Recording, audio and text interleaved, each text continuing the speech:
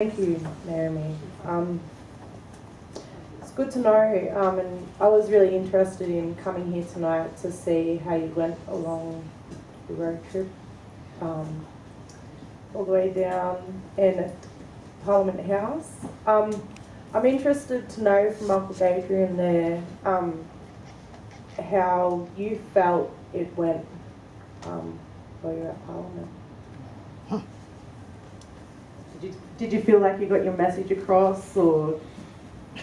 Well, I've been lobbying in Parliament a couple of times already. They're still not listening.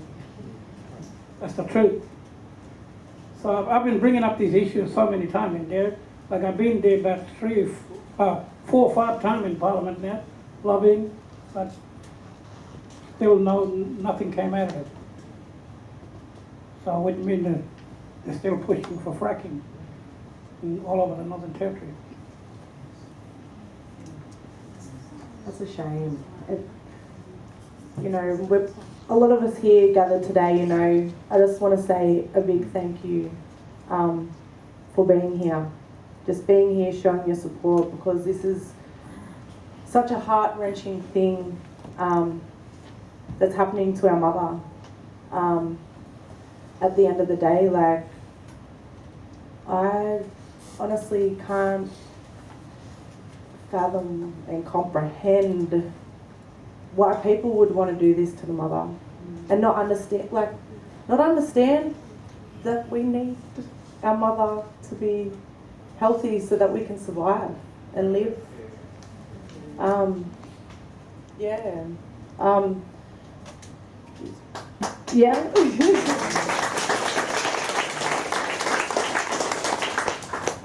Uncle Adrian. Yep.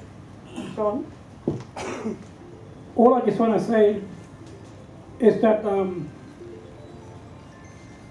they're pushing hard to do fracking all over the Northern Territory. So it's best that we all stand together, unite together, and we push hard. We fight hard to put a stop on them.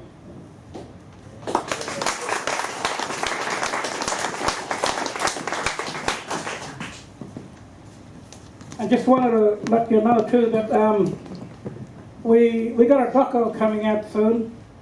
We've been working with John Barner as well. Bro Jason there.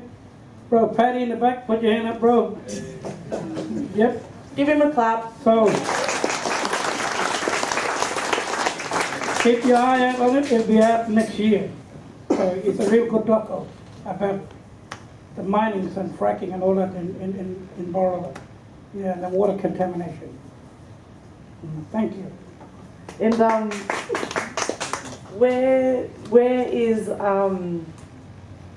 is it going to be launched somewhere, this documentary, or the official screening of it? Yeah, we haven't made a plan yet where we're going to launch it, but Bro Jason might have some idea on that, where we're going to launch it. Definitely. We'll look out for it. We'll look out for it. So I just want to throw this to Brother Bevan there. So as the next generation, how do you feel about all this? I feel good, But how do you feel about coming up, being the next generation? How do you feel that these people are trying to do this on your country? Feeling bad about them.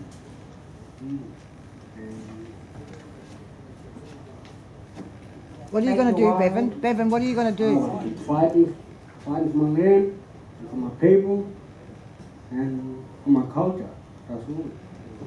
Thank you. Can I ask you another question, sorry? Bevan?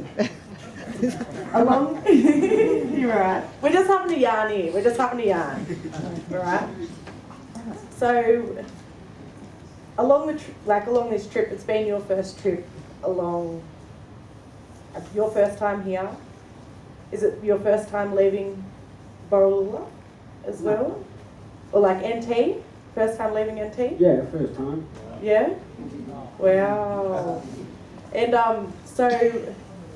What have been some of the things that you've learnt along the way? They were talking with other people, the country, Yep. and visiting people, and talking about fracking. And I want to teach more young fellas like Boroloola to stand up like me and talk to people like you. Thank you. Totally. And what was it like for you going to Parliament House? It's scary, I think. But you did it. You did it. You did it. Did you really know what to expect when you got there? No. No. So what, and I'll throw this to, the panel as well, like before we're going to open up for questions as well, shortly. However, I suppose, what would be your main message out into the world about fracking?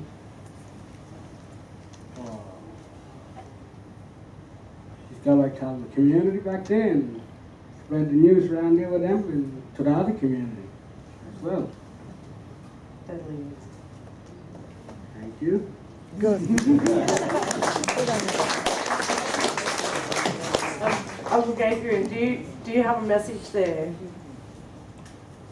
Yep, I got a message, but before the message, just want to let you know about Parliament. Yeah. We went all through the corridor, we nearly got lost in Parliament. Well, we can't get lost in the bush, but we get lost in Parliament. That's the funny thing about it, too many corridors.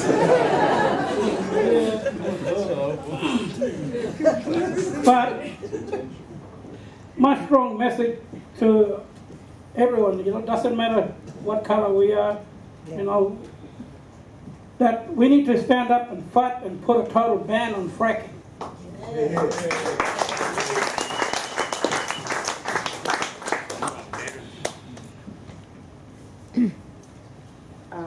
Uncle Ray? Yeah.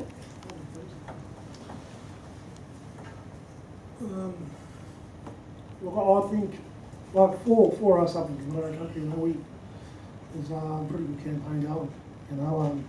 I do ask everybody in the room for a concerted effort to actually help our brothers here and the people of Boroloola. I did plant a seed, I think the other day there with Naomi and Nathan, and that about us going up there and actually, sharing in ceremony, but also helping these fellas here start fighting. Over the past, I've done 5,000 k's. I've done probably 20,000 in the past 4 years, driving back and forth home and that. Gone through 3 cars, crashed one just over the roadie with me, Nathan Peake in it. They're still bagging over it today, but it's not about those kilometres that we do. It's about the journey, and the learning that we do about each other and about people that you meet along the way.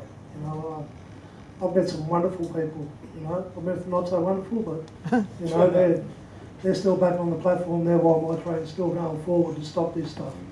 And I won't compromise on my people or my land, no matter who it is. Whether they're black, white, or blue. My cousin came up with one. It is sacred lands before greedy hands.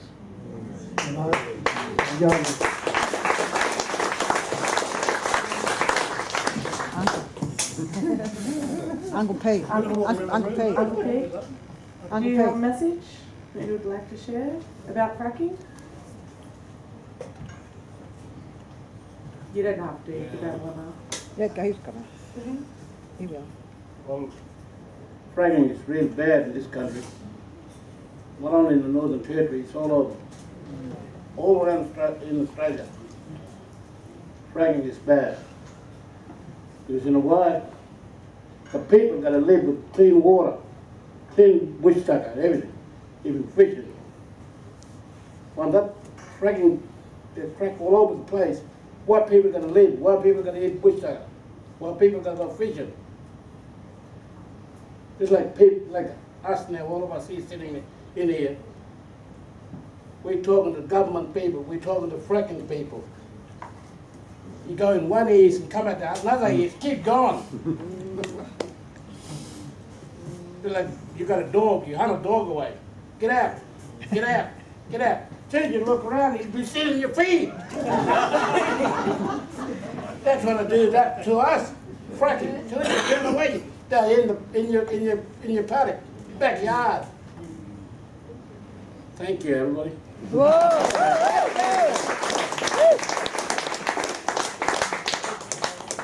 And Naomi? I guess I want to do a call out then for a couple of people that couldn't be here. One, want to acknowledge Mary and Janita, who were on the bus trip that came down all the way from Darwin. They had to get home back to Elliot, but they would have loved to be here. Janita travelled with her 8-year-old son Noah the whole way, which was amazing, and he was, handled it pretty well actually. No doubt a leader in the making. I also, though, want to talk about and acknowledge the work that CDEP did up around Boroloola. Give them a hand. They've been working really hard across the Northern Territory as well, and Nicole's in the crowd back there, has done some amazing work across the Northern Territory and Australia for many years, standing up for First Nations people facing the worst impacts of climate change and extractive industries.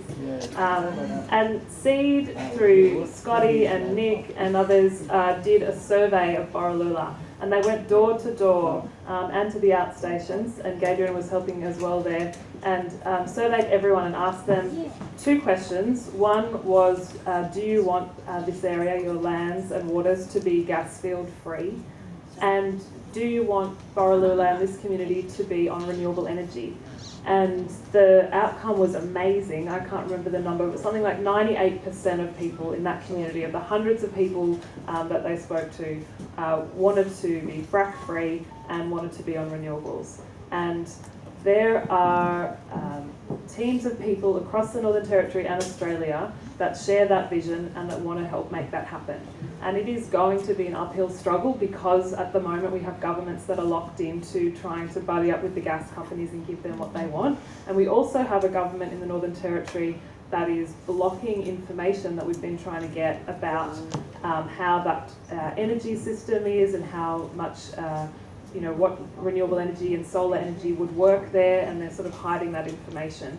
But I'm really positive from the people that we're talking to that will shift, and that communities that are currently stuck in energy poverty, paying the most for energy anywhere in Australia because they're on expensive diesel generators, can shift to 100% solar. And I'm also really positive that these guys and everyone in the Northern Territory is going to get fracking stopped. And the same with WA. I was on a call last night with people from right across WA, and we were sort of, what are we going to do next? And everyone was like, we are going to fight this, and we are going to call for a reversal of that decision. And we're going to keep working together until we get it. And I think the way that the climate change awareness is happening, and the new technologies that are coming out to get communities completely off fossil fuels and into renewables is coming down the line. There have been no production approvals for coal seam gas, not here in New South Wales, even though Santos have been fighting for that production approval they were going to fast track it in an MOU, I think 5 years ago, and they still haven't got that approval. And even in the Northern Territory, we just heard yesterday that there's still 6 months of water studies before they can even get an exploratory frack rig back into the Northern Territory. And in WA, a few days ago, we heard a company that put out a memo saying it might be 2020 before they can get back in, because these new regulations still need to be worked on. So we have time to build the movement that we need, to hassle the heck out of every politician, whether it be our local politicians here where we live. They all need to have that conversation. There's a team of us that are going to be at the Labor conference in Adelaide in a couple of weeks' time, for example, and we're going to keep having those conversations with every one of the members. In Parliament, it did feel like we were talking to a brick wall sometimes, and yet a lot of people in there couldn't wait to get their photo taken with the no gas field sign and with you fellas, and really, put their word out there, because those political parties are split in half. They are torn. They want to stand with the people. They want to invest in renewables. They want to have clean water. They want to do the right thing for future generations. but there are big mining company interests paying a lot of money in political donations to control those major parties here in Australia. And yes, that's what we're up against, but we have the majority of Australians on our side. And I really encourage you to, there's a new website that we've just launched, Protect Country Alliance. If you go to protectcountrynt.org.au, there's a film in there in the resources section. You know, have a movie night with your mates, watch a film for half an hour and figure out how you're going to talk to your local politicians. Start bombarding them with the fact that you know the story that's going on. These guys may be remote, but they're also part of a big connected family, and we can work together. That's enough from me. Thank you, Mary. I have a question for Uncle Bubbly. Lovely. In particular, like we've got this stuff going on in the NT with the fracking. However, we have got it here in New South Wales, and I'm just interested in your thoughts, Uncle Bubbly, around New South Wales and the direction that New South Wales as a state is going towards fracking. Well, New South Wales are all about extractive industries. I mean, where I live, how did it happen? There are gas wells there. You know, just near communities, just out here at Campbelltown. You know, they've already put them near people there. I mean, they don't care about, you know, black people. You know, they never have. You know, and they're not going to. They will get anyone up there.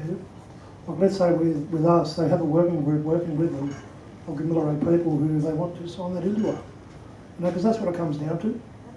An Indigenous land use agreement. It does not matter, all of the campaigning or whatever we do. It comes down to that. You know, and there are some people that are willing. I mean, there was a family up there not long ago who were on the side of Santos with it. But they've gone the other way now, which is good. You know, there are a few health issues within their family that had changed their mind, which is fantastic. You know, I mean, it's very hard to get our people going who are disempowered. You know, they might live on country, but they feel the pain of their land. You know, I mean, up there, like I said before, there's 30 active mines. You know, I would rather see, like 2 days ago they had a meeting in Gunnedah for a solar farm. That's the third one that will be built on our country, you know, if they do go ahead with that. I mean, they are moving towards renewables, but if they do what they propose to do in the Pilliga Scrub, it will be catastrophic. You know, not only just for us. You know, that if you think about underwater rivers, you know what I mean, as we do, 5 above and 2 underground, you know, with our 7 rivers, they flow across the whole country. Look how big the Great Artesian Basin is. Yep. If they start fracking into that, it's not only going to affect us, you know, so we don't think about that just, you know, New South Wales is, you know, these other white folks called where they came now. You know, we live on Gamilarate land and that's where it happens. You know, that's where they're starting it. But the flow and a ripple effect of that will be catastrophic for millions of people, not just us. You know, so that's obviously where it's going to start, but we have to stop it there. You know, they're not going to get me as an applicant to sign. I don't even sign the paperwork when I go there to say I'm there. I just go there as an applicant, as someone who runs off the authority of my 84 great auntie, my father who's 72, the thousands of weatheralls, the thousands of sandbirds. I have to answer to those 2 men at the back. You know, yeah, you two. You know, through conversations that I have with them, even to Paddy if he rings me, even to Jason, Andy over there, Natalie up the back over there too. All of these people that have come to our land to lock on or to make sure that it doesn't go ahead. You know, I have 8 kids. You know what I mean? I have many people within my family that I have to answer to stop it. You know, it's not only about, you know, me. There is a bigger picture outside of me and everybody else in this room.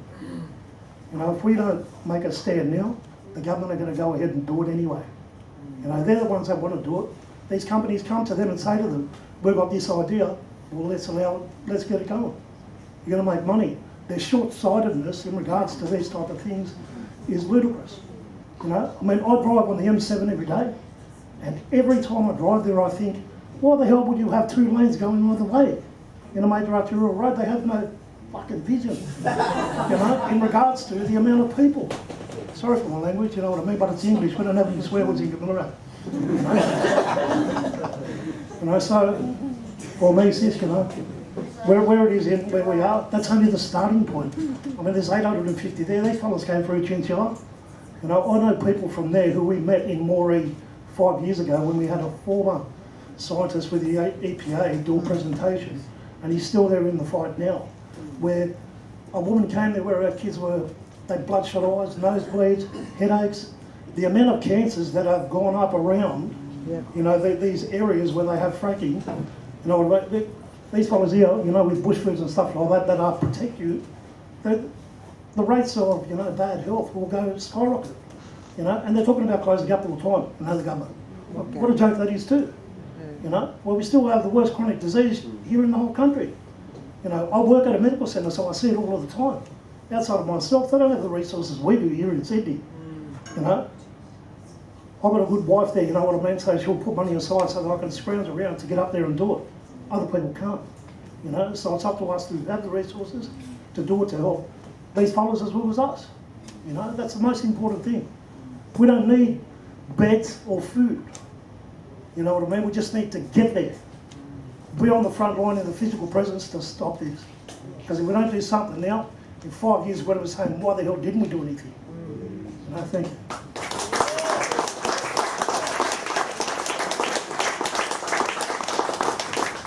Thank you, Uncle Bobby. Sorry? That was a bit long for the short question. Sorry. No, this is all relevant, and this is all vital information, and I'm interested. I'm sure everyone in here is interested to know as well, because the more that we know, the more that we can share and have the dialogue with everyone around us, daily, weekly, however it be, educate everybody in your direct circles, work, what's going on. I'm sure I'm not the only person sitting in the room that has had the conversation with people that don't even know what is going on. They don't even know until you're sitting there telling them and showing them, and they're spinning out on it all. So yeah, that's sort of, we might start to open it up for questions.